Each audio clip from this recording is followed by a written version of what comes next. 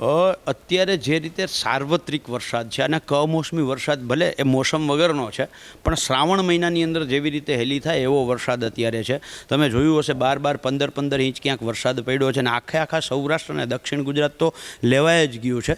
એટલે ડાંગર, મગફળી, સોયાબીન સહિતના, કપાસ સહિતના જે પાકો ખરીફ સિઝન છે એ તમામ પાકોને નુકસાન થયું છે.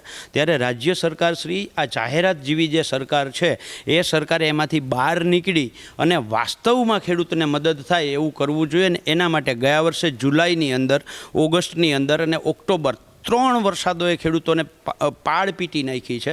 અને આ વર્ષે સપ્ટેમ્બર મહિનાની અંદર અને છેલ્લે અત્યારે ઓક્ટોબરમાં જે અત્યારે કમોસમી વરસાદ છે આમાં ખેડૂતનો મોઢે આવેલો કોળિયો ગયા વર્ષે છીનવાઈ ગયો, આ વર્ષે છીનવાઈ ગયો છે. એટલે ખેડૂતોએ જે પાક ધિરાણ લીધું છે આ ધિરાણ ભરી શકે એવી કોઈ ક્ષમતા રહી નથી. એટલે સરકાર પાસેને એક જ વિનંતી છે કે સર્વેના તમામ નાટકો બંધ કરો. જે જિલ્લાની અંદર સાર્વત્રિક વરસાદ છે એ જિલ્લાના તમામ ખેડૂતોનું ચાલુ વર્ષનું પાક ધિરાણ સંપૂર્ણપણે માફ કરવામાં આવે, આ એક જ માંગ છે.